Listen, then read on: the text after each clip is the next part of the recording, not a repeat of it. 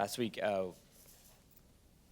talked about a lot of very practical things, and left you with some questions, and kind of just wanted to start off with this again, just to see what kind of thoughts people are having. I've been praying. I've been struggling with my own time, as you all know, and I've been praying and hoping that that something useful is coming out of this for you guys, and I hope that it is. So I kind of wanted to hear any overarching thoughts from what we've talked about so far from you all. Has it motivated anyone to make different decisions, to redefine things, to think about things differently? Anybody? It's made me feel guilty when I'm doing the known unproductive things.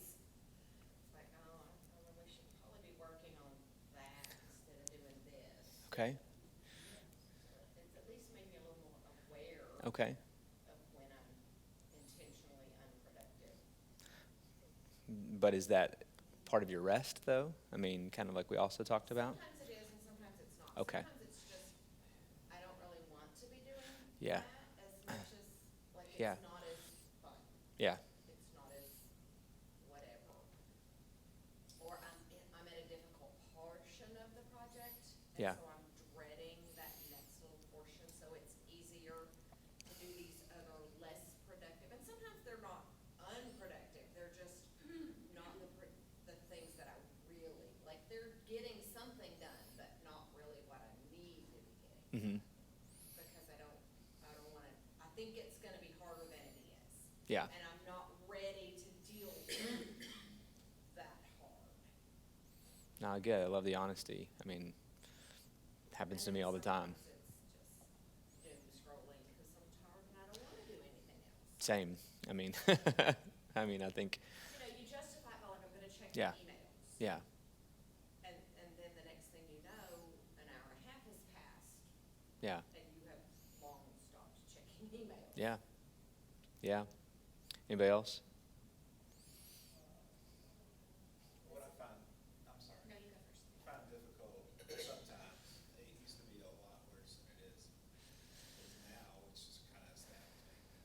And I'm thankful for that, but when I'm at rest, I can't kick my brain into neutral Yeah, yeah, for a portion of the time and just kind of let it recharge. I'm still engaged in the previous task and the things that go along with it. Sometimes sometimes in a mental loop, just kind of going over Yeah. it and over it and over it. And I don't know what can be a good trigger to kick me into neutral and just to yeah, chill. Like I said, it used to be a lot worse in my 20s than it is now. So Yeah. maybe it's a fact of sanctification. or just life and experience and Yeah. burden and Maybe you could read some Psalms. I mean, yeah, that's very, yeah. there you go. No, I mean, I definitely think, I used to be a very happy-go-lucky, joking kind of person all the time, and just, you live life, and, I mean, in my job, I've seen, tens of thousands of horrible things, and it's just the burden of the reality of the world, right? I mean, I think that's my opinion of sometimes why, especially with some of this stuff that, even though everybody in here knows that, like you said, I'm the chief offender of productivity, but sometimes it's like, what is my problem? What am I supposed to be doing? Should I do that? There's a lot of good things to be done, and that's kind of the questions that I'm asking right now is what is God specifically calling you to do? And no, I totally, I'm on the same page. I mean, several years ago, when some of the stuff I've talked to you all about, when people were literally dying in our waiting room when I first started at UK all the time, I mean, I could not mentally disconnect ever. And I understand that. And was that my problem to fix? I mean, I did, but I don't know. I mean, these are questions that I'm asking, and today I wanted to start really trying to purposefully help everyone define what it is God's calling you to do. If you've never gone through an exercise of doing that, we're going to do some of that today. What else, Chad? What were you going to say? I was just going to say that I think a lot of what people maybe struggle with in terms of systems is that we're probably all, we model what we know, what we see maybe in our work life. So, the systems we work in are broken. And I mean, you give these theories last week, for example, maybe it was a couple weeks ago, you gave these theories of how to be more efficient. And so, you gave the example of the teacher with, when she, her capacity's 5. So then we learned from that she's most efficient at 4. Mm-hmm. So in any system probably most of us work at, that says that we should probably give her 8. It's like, Right. they, We by design overutilize. big time. Yeah. And so like you model what you know. And so just to be aware Yeah. of the theory of systems, I think for some people it's probably a little overwhelming at first, like thinking of theory of systems, but to understand that and to understand what's been modeled isn't necessarily, because you take your ER examples. Right. And in that ER example, there was one where you could be more productive, and all of a sudden there's a bunch of X's in beds. So you said, well, we can do more with less beds. Well, that's Right. until administration comes in and says, why are all these beds empty? So now you've got half the staff doing double the work. Yeah.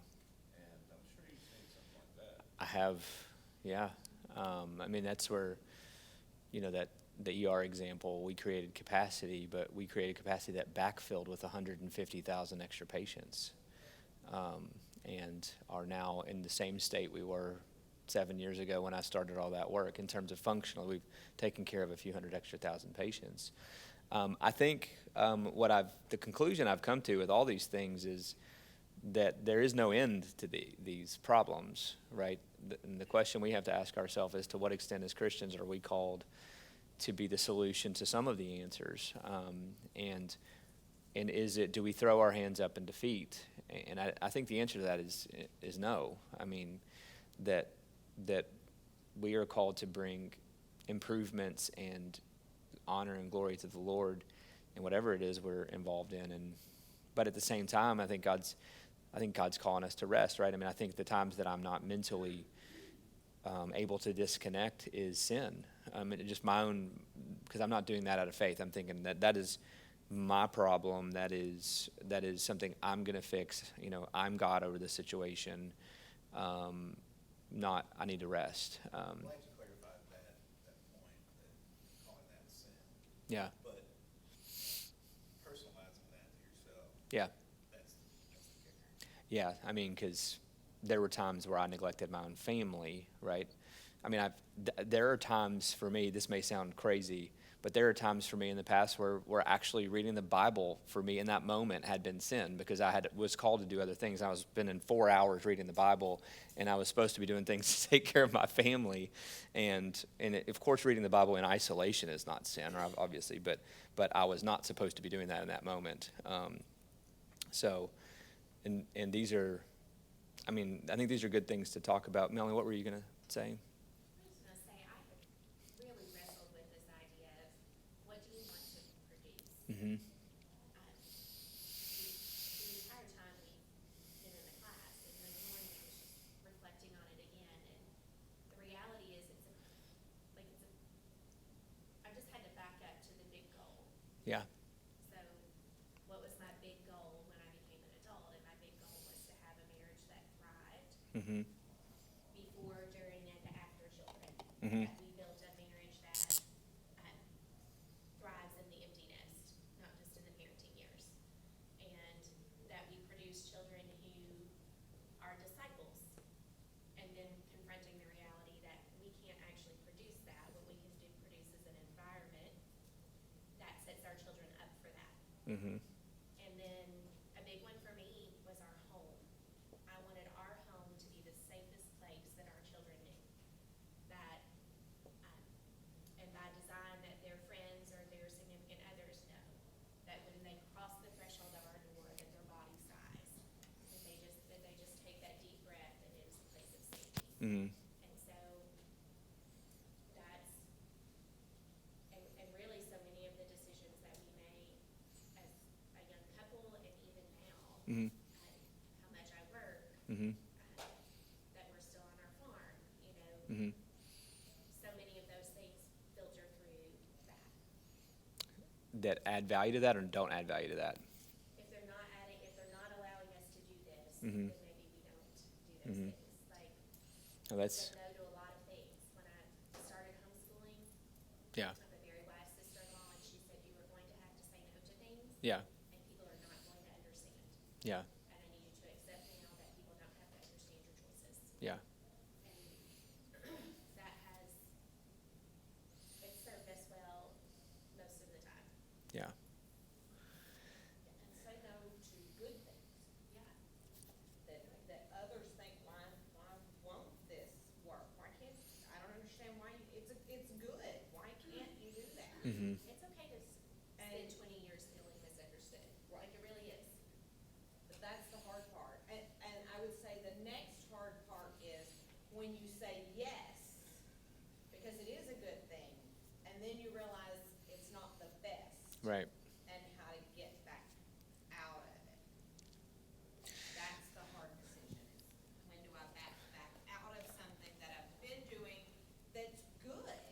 It's just not meeting the goal that I need it to meet. We're going to talk about that today. I'm glad you've been thinking about that. I'm going to ask. We're going to do some things today that are going to really more specifically hone in on kind of what you're talking about, like this. Regarding Chad's point about utilization and design, and that we operate within broken systems, I also want to encourage you all to redesign systems.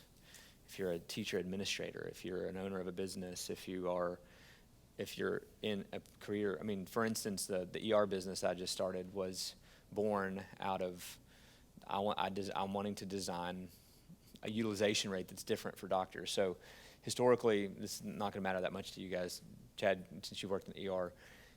Historically, patients per hour has been defined by private equity-owned businesses that own 50-75% of ER companies in the country. So when you go to the hospital, the capacity that a doctor can see you is defined based upon these businesses.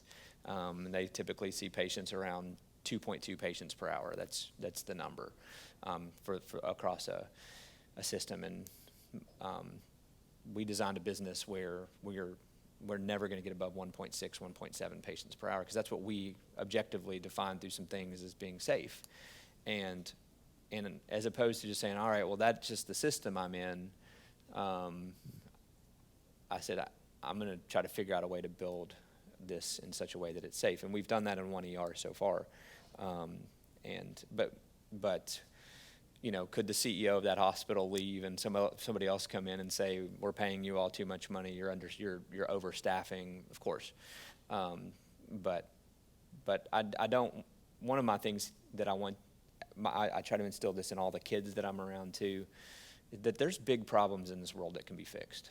You know, the Hep C thing is another example. There is a disease that has a cure that we just need to figure out how to get the drug to the patients and cure that disease to them. You know, and so I'm, you know, the dreams you had when you first got married, I mean, I want you to, from this class, to take a step back and just start to ask, are these attainable? And what steps can I take to attain these things? Are the decisions I'm making aligning with this? And honestly, the vast majority of this is really just making honest assessments of yourself and really just making easy, big picture decisions, difficult big picture decisions that are relatively easy on the surface. You know, for instance, if your problem is death scrolling, or what did you call it? Is that what you call it, death scrolling?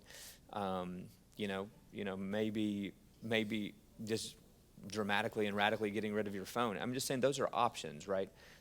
That's all I'm talking about. But we're gonna move on with some specifics today.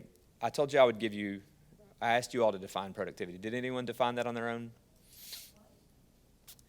In the weeks past, I asked you to try to create a biblical definition of productivity. It's okay if you didn't. I'm just asking. Did anyone go through that exercise? Okay. So in Tim Challies' book, Do More Better, which I can pass these books around, this is a good one. It's very short. Do y'all know Tim Challies, blogger, good guy? I think anybody who writes these books is in the same situation as me, is where they're just trying to do too many things, and so take it as a grain of salt. But he wrote, productivity is effectively stewarding my gifts, talents, time, energy, and enthusiasm for the good of others and the glory of God. I liked his quote too, that productivity is not what will bring purpose to your life, but what will enable you to excel in living out your existing purpose. So I do think there is a ton in the Bible, and my purpose of this class was not to deeply go into that, about that God has uniquely gifted each one of us and that we should maximize those gifts for the service of the Lord. And that is, by definition, productivity. So not caring about this, I'm not saying that you're not caring about the Lord or those around you, but as with our theology in this church, I mean, we always can be closer to Christ. We always can be more holy. We can always be more sanctified. I mean, I believe that we're never even anywhere close to the holiness and productivity of Jesus. So, and then I liked his definition too, that deeds done for the glory of God and the benefit of other people are good works. And that's anything. And we started the class out with talking about specific tasks. You know, I loved the examples of clean water, and I loved the examples of the lesson plans. Those are good works. And anything in us that is keeping us from feeling like those are good works is not from the Lord. I mean, because those are, the kids that benefit from those lesson plans are being molded, and I just love thinking about how God uses all these things together to carry out his purposes. And it takes each one of these little steps and all of our individual efforts to work together to do those things. Did anyone have any major thoughts in their own lives, particularly about utilization? The utilization was by far the biggest thing. Remember that in a queue, there's relatively a linear rise until we hit about 85% of utilization. And it's this area that's the problem in our lives. So this is waiting time.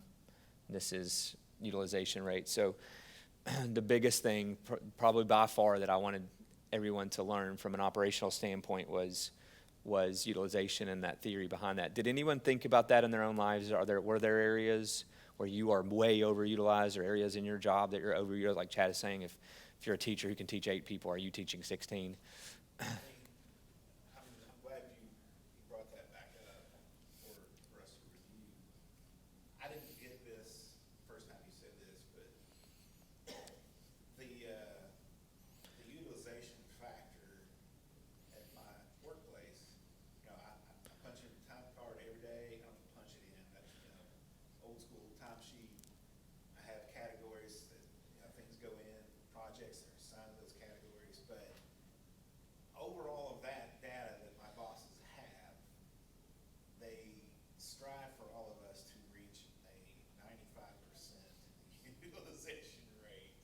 Did they actually? Anything Yeah. under that is subject to be talked about in your annual review, which is fair. They set the rules. However,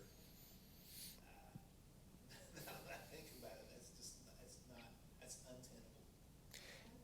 If they're defining it the same way I am, by what you're capable of from a time period and and how much of that time is being utilized, yeah. I think they may have a different use for it. Yeah. Because obviously anything above that is you're going to run a person into the dirt. Yeah. So I don't know if that's how they utilize it or not. The operational argument here, though, is that whatever they're measuring on the back end, whatever this product is that they're measuring, is actually going to increase in its productivity with decreased utilization of their employees. Yeah. I mean, so that's, Maybe that's what their metric is. yeah. So, I've Yeah. And the real question for yourself is, do you have downtime in your work? I mean, if you do, then you're not really overutilized, right?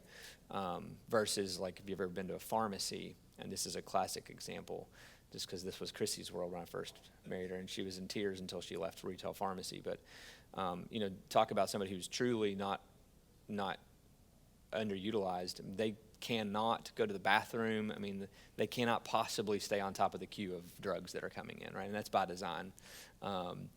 And that there's literally no downtime.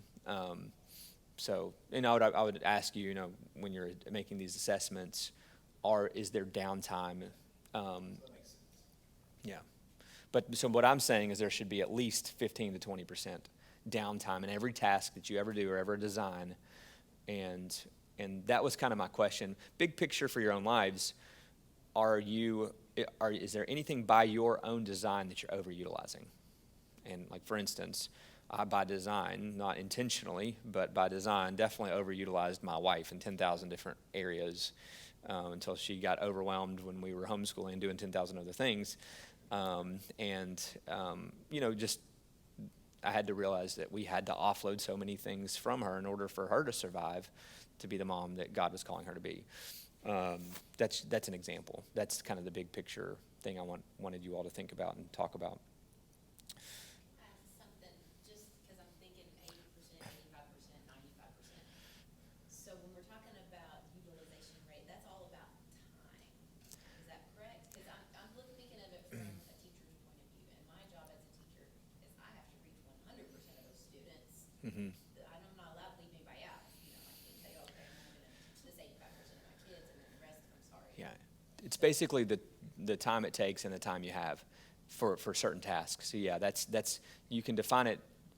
Like there are more formal ways to go through this with actual time studies. How long does it take to do this? The beginning of one task to the beginning of the next task, all these types of things. But yeah, it's ultimately the time you have and the time it takes. So if the time it takes is more than the time you have, that is by definition over 100% utilization. That is a bottleneck.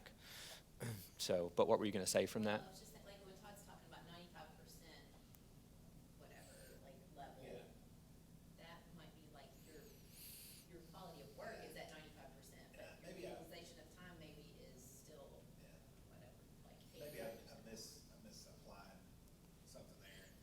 95% of my time in that should be, here's the word that drives everything, billable. 95% of my time needs to be billable, 5% can be other things. Yeah. So that's a different. So my argument, based on many industries and their research, is that everything that you do, you should have 15 to 20% downtime within. And that's one of the number one questions I think that can increase your productivity as you define what it is you are called to do. That there just has to be designed downtime within that. And even though I do things with my job, like working to midnight last night, or things like that, I still definitely have some downtime in my life, and that's something I really try to maintain. Are you saying on the job you should have 15? Absolutely. Does that include your lunch hour and your breaks, or are No. you talking about your? Yes, I'm talking about. So let me give you another example. No, 100% while you're working. That's a very important topic. So. We're this far into it, and we've yet to discuss the men with the axe. The whole sharpen your axe thing. That's you got two men, or two ladies, two lumberjack ladies, that are, working through the day, chopping wood, and one works 95% of the time, and the other takes breaks and sharpens the axe. Well, the lady that takes the breaks and sharpens the axe at the end of the day actually chops more wood. Yeah. And so So. she has more productivity, Yeah. but is actually spending less time chopping wood. So that's where I briefly mentioned this. I didn't get deep into this, but that is natural variation. So artificial variation is what you've designed. So let's say there's some variation. I'm going to use this example in the ER. I told you the 2.2 patients per hour. Let's say some docs can see 4 and some can see 2 or 1.5. So you can use that number to decide what kind of productivity you can have. So every ER in the world has the same arrival curve. This is about 9 a.m.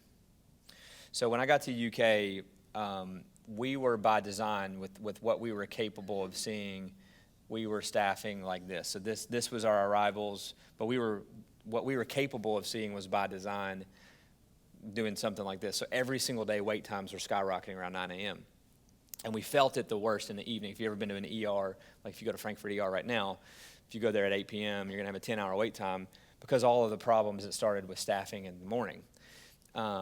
And so the question was, how do we design this out of the system? And it was very simple. You simply just, in this particular case, you either add productivity, with the doctors said different ways you can do that, but you basically make it to where during the hour there is this capacity with what you're capable of and what's actually arriving. There must be downtime within it. So what that did is it completely eliminated wait for 7 years in our ER. It's very simple at UK. So during your work, absolutely, there should be, if you ever see anybody with any task in your job ever that is constantly doing something, that is by design horrible, and they will be not as productive as you need them to be. There must be downtime with every employee and every task in your work environment, in your home, to be maximally productive. And if you actually measure these things, and there's tons of literature on this, if you actually measure these things, you will produce more. But what I'm talking about, Chad, primarily is that you're the CEO of your own life, right? I am, of course, my history here is the actual business world, but what I'm saying is that you're the CEO of your own life. You are in charge of what you do with your time, what you choose to spend your money on, what resources, what you choose to, are you going to hire someone to help you do something that you need help with that you're trying to do on your own and overutilizing your own life, or, all those kinds of things. So primarily I'm talking about personal stuff, but I'm taking business tactics and kind of applying them to our personal systems. But yeah, when I designed the physician intake system at UK, it had to be able to be operated well with our slowest doctors. And that is something that we had to take into account. Any other questions on that? All right. So I hope everybody has a piece of paper or a phone that you can take some notes on. I want to start getting very specific because I want, by the end of today, for you to have written down some very specific things, kind of like Melanie with this up here. I want you each to define the roles in these areas. So each of these areas you have roles. So you have individual roles, family roles, and I'm going to give you an example because I want you to be specific here. So my family roles are I am husband of Chrissy, or I'm the dad of Abby, the dad of Lily, the dad of Daniel, the dad of Brooklyn, dad of Emily. I'm the brother of Christian. I have very specific roles in family. I want you to do that for each of these areas so that let's do a little more the abstract. So social. For me, I am the TFCA girls soccer coach. So just go through and list your specific roles that are your specific callings within each role. So for some other things, like on the individual, a good example would be I'm an athlete. Like I like to work out. I like to play sports. I'm not just talking about things I'm talking about anything and everything that you uniquely define yourself as. I want you to write those things down. I'm going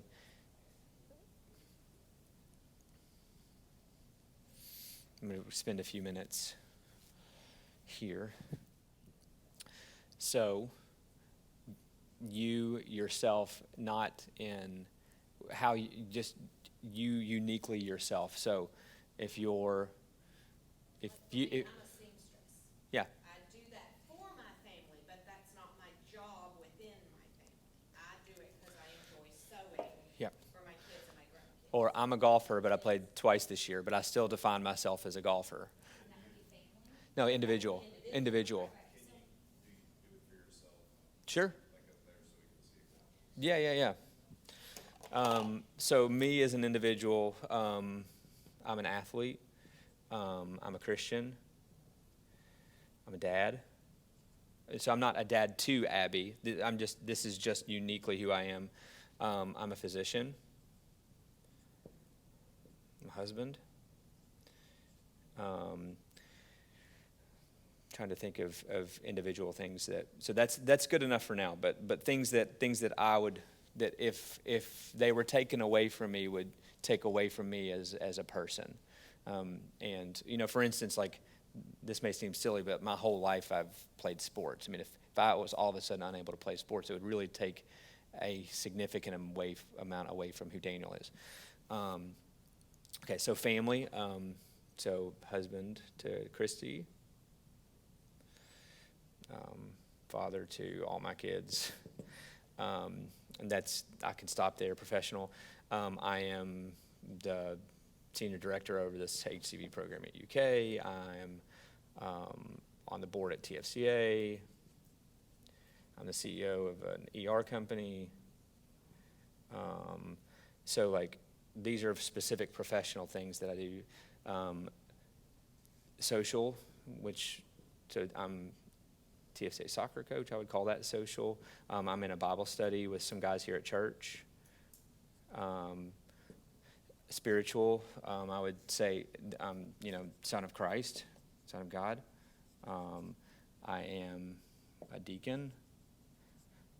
Just the specific roles that you have in each of these areas. So, and there's going to be a reason I'm asking you to define these things, because within them, the next steps that I'm going to ask is that I'm going to ask you to define your very specific missions that you want to produce within each of those roles, and then we're going to ask questions with our time.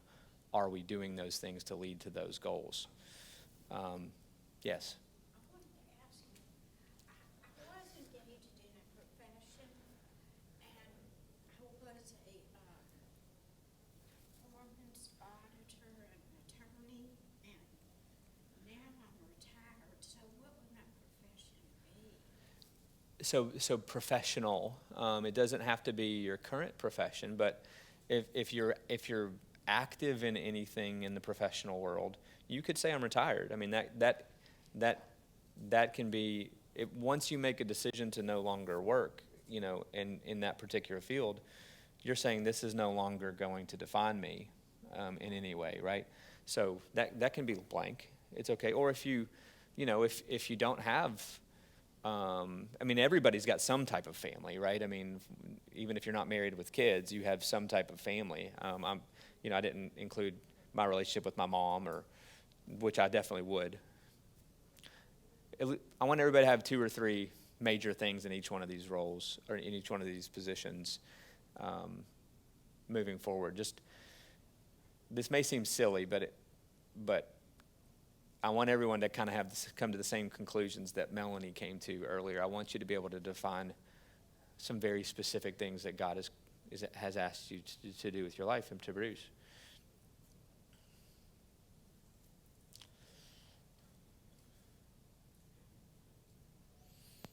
looking for opportunities where I can serve God more.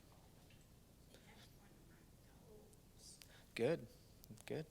We'll get to those goals. And so if you're talking about as a social, we'll get there in a minute. But if you could just put down, member of Buck Run.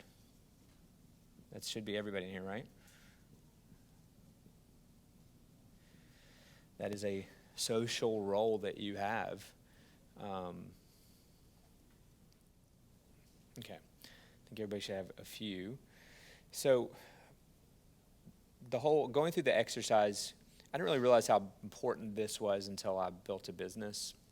Going through the exercise of defining a mission statement may seem silly, but when you, especially from the ground up, decide what you're going to do with some type of organization or with some type of relationship, if you don't define it on the front end, it's really easy to lose sight of why you exist. So my question to you all before I move on is, why do you exist? Is there a purpose in life? Is that what differentiates us as Christians from the rest of the world?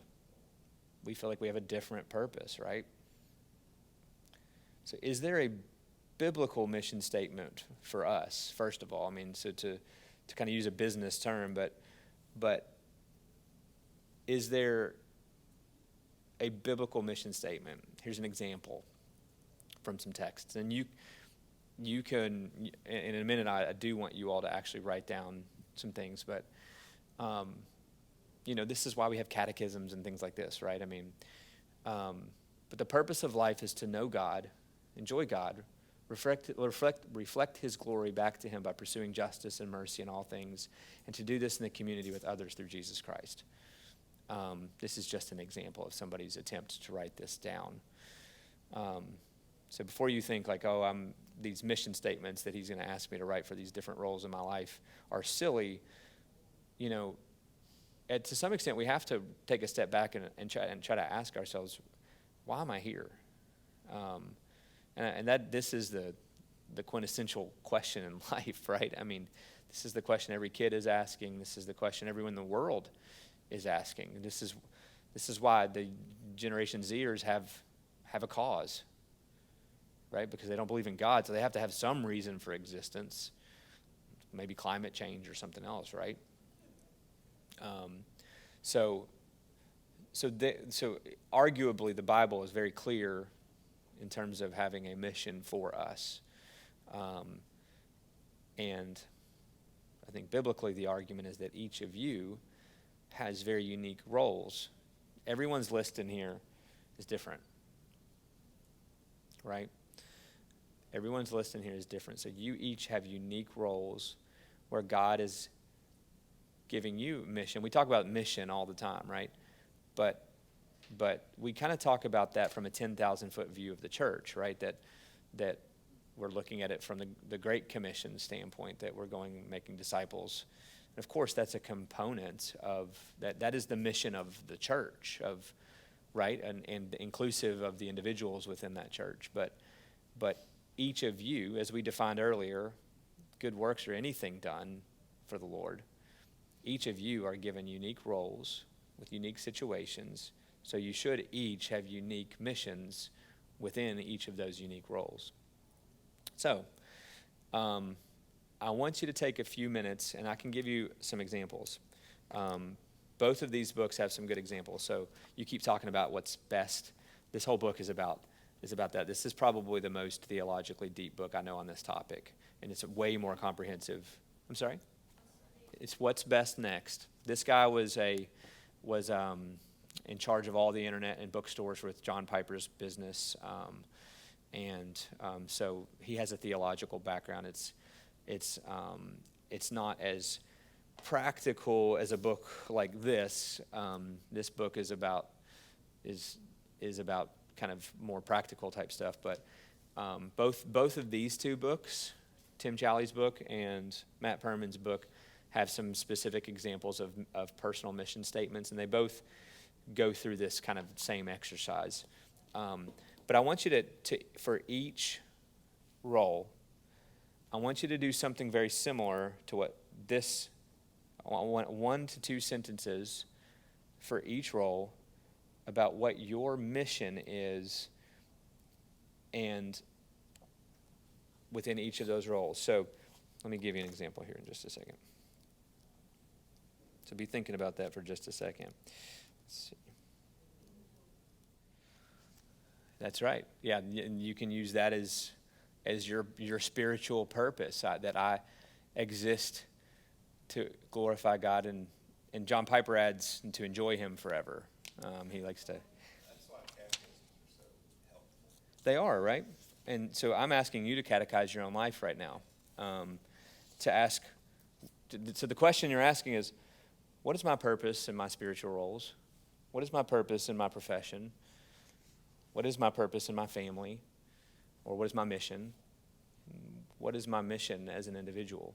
So for instance, this may sound silly, but for me as a soccer coach or somebody who enjoys being productive with my body, I might say, I'm going to stay in as good a shape as I can for as long as I can to be as productive for as long as I possibly can until my body falls apart, right? I mean, so my downstream actions from that are going to be like, I need to continue to exercise. Or, if my mission, this is your mission, right? Melanie did this for us. It's just simple. I want to have a marriage that thrives. That's a powerful mission. For instance, Tim Challies in his church mission says he wants to teach, lead, and serve the people of Grace Fellowship Church as they mature and multiply. That's his sentence. With his business, he wrote, I want to use the opportunities God provides to help others think and live like mature Christians. And again, he is coming from a theological bent, right? He is a professional whose life is in this area. So yours may sound a little different. So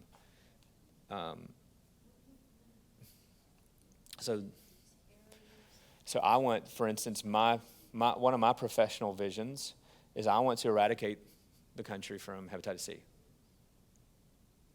It's attainable. We're working on that.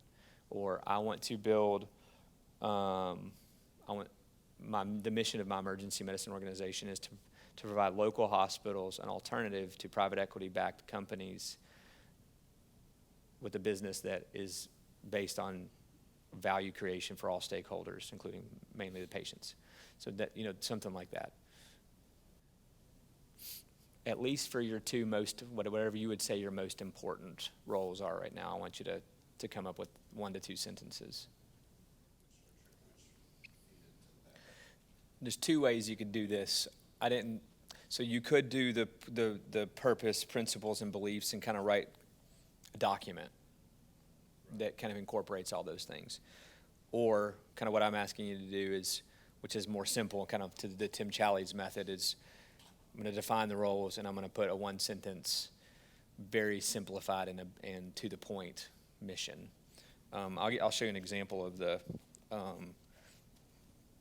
here's an example of the purpose, principle, and beliefs there on the right side. So you can do it 2 different ways. And these are just templates. I mean, there's a million other ways to write mission statements.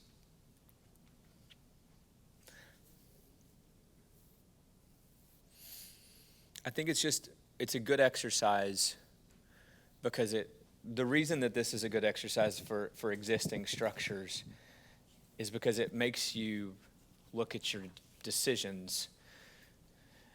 And the next question we're going to ask in a minute is, are you on mission? Can somebody choose a role, tell me your role, can you read me your mission statement for that role? These should be deeply intimate. I want to hear them. I got one. Yeah. I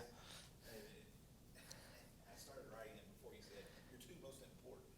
It could be any. I was just for the sake of time. And not that I don't think that this is important, but as a B group leader, I want to model and lead the young men of my responsibility to a greater understanding of God and their purpose and knowing Him more. Oh, that's awesome.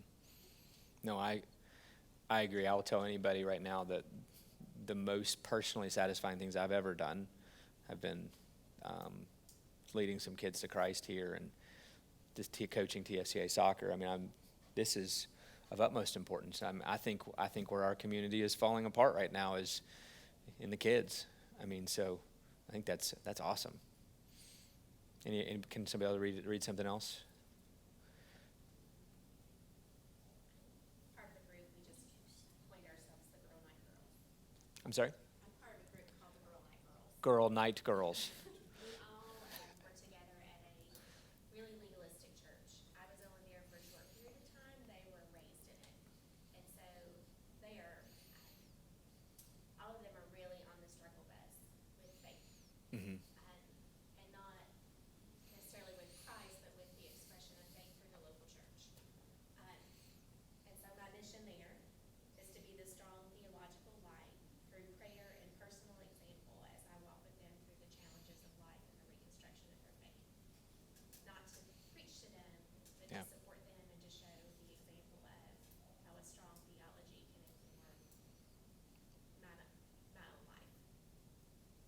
Good.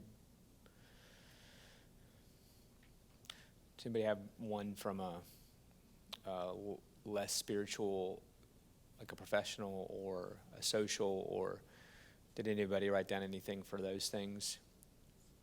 I have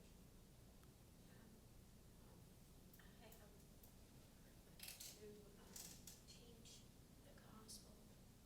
I'm qualified as a precept teacher, Uh-huh. and I want to teach the Word of God and help people to apply it to their lives. That's good. That's a good mission. Anybody else? And I have opportunity through Zoom to do that. Well, in, excuse me, in my professional, basically I just clean houses for people because it gives me flexibility of time. And I just said, I want to serve others through work while also providing for our financial needs. It's perfect. Yeah. That's good. Because most of who I clean for are elderly ladies. Mm-hmm. And so, I see it as much about serving them as just doing a, Absolutely. Right. I mean, all of this is for the good of others and the glory of God. I mean, but But sometimes it's easy to forget that part and just be like, I just have to go just. and anyone who's ever had their house cleaned is so thankful. And it's worth a lot of money to a lot of people. What about family? Any more marriage missions or missions? I did homemaker, Okay. so it wasn't just Okay. or whatever, but, to provide a restful home, to provide set for husband, daughter, friends, a relaxing place to rest, escape, connect with others, and build community and build memories. Love it. Love it. I mean, to hold on to these things, and as you leave today, I want you to maybe think more about them and to define them, because it's not often somebody asks you to define these things. With Chrissy and I, we've kind of done these things not so formally over the years, but we wanted to make sure we were raising kids that loved the Lord, and another big thing that they loved us and that they wanted to come back home to us, and that when they move away that they would want to come back home, and we'll get to the next parts in a minute. You all know some of my story in the past, but good. So we're going to move on. I'm going to real quick read. You all have heard of Jonathan Edwards. We talked about him. Huge impact of lots of the people in our theological bent. He did this. He called them his resolutions. Have you all read his resolutions? This is basically him doing this. He did it at a really deep level. But here's some of what he wrote. If I ever shall fall and grow dull so as to neglect to keep any part of these resolutions, to repent of all I can remember when I come to myself again. Another one says, resolved to live with all my might while I do live. Resolved to endeavor to obtain for myself as much happiness in the other world as I possibly can, with all power, might, vigor, vehemence, yea, violence I am capable of or can bring myself to exert in any way that can be thought of. Resolved never to do anything but duty.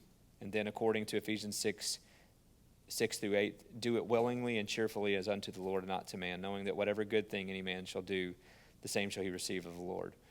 Resolved when I think of theorem in divinity, to be resolved immediately to do what I can towards solving it if circumstances don't hinder. Resolved to be endeavoring to find out fit objects of charity and liberality. So he wrote down a lot of these things, but I think it's a good exercise to ask God, where are your roles? What's your mission within those roles? So my next question, and this will take the remainder of our time, we kind of talked about it a little bit. So remember the difference in efficiency and effectiveness? Effectiveness is doing the right things. Efficiency is doing the right things better. Right. So last week we talked about a lot of operational tactics to kind of optimize the things you've chosen to do. Today I'm asking, what are you called to do? And I think this can get very practical, and not just abstract. I know a lot of good teachers just give you questions and say, well, you know, what is the Lord calling you to do? You know, just kind of asking abstract. But I'm saying, let's define it. So my question for you all with each of these areas is, are you on mission? And in each of these areas. So just because you gave me this example, when we death scroll in that moment, we can define we're not on mission, right? And we've all been there, right? And missions overlap, right? And this is kind of part of the discussion. But when I was more focused on my hospital, even if it was a good thing, I was losing my mission in my home, right? I told you where it all came to an end. The Abby crying about me not being available for soccer was just the thing that was there. I mean, there was a lot of other things up until that point, but are the things that you're doing leading towards this mission? So, Melanie, what are some things that you can do to have a marriage that thrives? So when your kids are all gone, you and your husband are going out on a date and holding hands, and you know that it's awesome. What are some things you can do? Okay, I've tried to be intentional about doing things together. And partly because John Paul has said for years, like, it scares me, what are we gonna do when the kids leave? Like, I know these things I like to do aren't necessarily things you like to do, and so how can we find things together to do that we will continue to pursue after the Yeah. kids are gone? And so some of it is that. Some of it is recognizing what he has passion for. Like, for everybody in the world, you know, we look like crazy people because we live our life in Frankfort and we live on our farm in Owenton. But our farm is really important to him. Mm-hmm. And more important to him now that his mom is a widow and she's right there with us. Like, so we do things as a family that allow him to continue to live that passion. And so that's something I think I will either feed into as the children are gone. Mm-hmm. I will take a more active role in just small things there. Mm-hmm. Or we will, make change. Mm-hmm. But just trying to see what his needs are and Mm-hmm. providing support and space to let that, for him to thrive in those things that are important to his soul. Yeah. Totally the practical thing you're looking for. No. That's good. You list a lot of things, and really, any of these types of exercises. I want you to get down to some things that are very specific that you can measure, that you can attain. For instance, I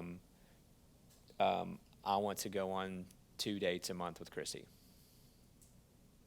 Right, that is a goal that we have not done a great job, and we spend a lot of time together. But that I know. I mean, I think this is probably everybody in here probably has a similar goal for their marriage. That's what I'm kind of. So, what are also some things? Maybe a better question right now, because really the next question after this is, what are you going to do about it? What things are not on mission? I'm going to use you again.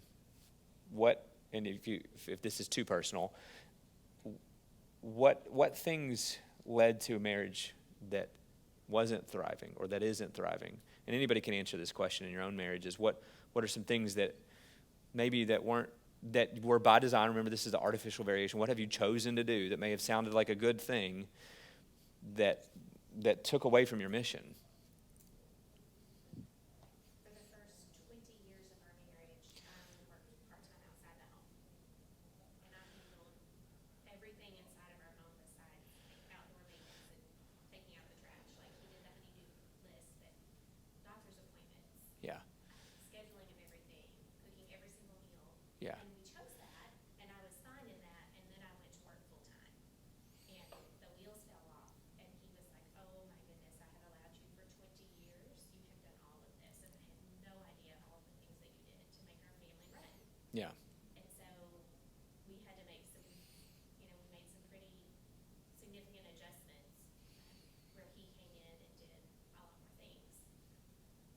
Yeah. I think too, getting things out of balance. So like you're not gonna have a marriage that thrives or children that are disciples if you put too much emphasis on your individual or your professional or your personal social Mhm. outside of Mhm. family social. Like anywhere that you get Mhm. out of balance, you're not gonna have good spiritual if you're putting too much Mhm. emphasis on the others. Mhm. So I think that's part of it, is just finding where they can overlap and a balance. And most of this comes through this term right here. And planned neglect. That's what Tim Challies calls it. So his whole book is about what you just talked about. And the reality for my own life, and probably a lot of you all, is that we have too many roles. Because there are things on this list that are good that I may need to take off. And I'm working through that in my own life, right? I know right now, for instance, if one of my spiritual goals is to routinely and regularly spend time in the Word, individually, not just for a class, I'm too busy right now in this moment for the last few months, and this is just a period of a few months because of some things that happened at work. But I know I can't continue in this current, right? If I want to But your close. profession would be more than happy if you did. Oh, they absolutely would, and so would the patients. And so they will keep sucking and they'll keep putting more Right. things on that platter that you're trying to balance. And this is a huge burden, right? I mean, because every single patient I ever interact with, I mean, do you want an experienced doctor taking care of you when you're in time of need? Yes, you do. Does that doctor want to have a good relationship with their wife and kids if they're a Christian? Yes, they do. No, but you're exactly right. And these are the exercises that we have to go through, right?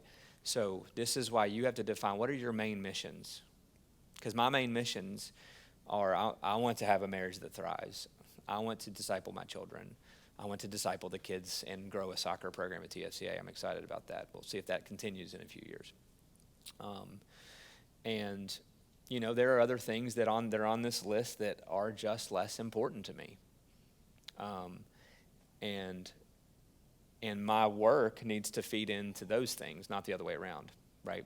And that's why I started my own business. This is why I left UK full time, because I wanted to be in control. I'm just using this as an example because while I'm the chief offender, I'm trying to work through all these things in my own life too. But I'm asking you guys, yes, it's a balance, but what can you say no to?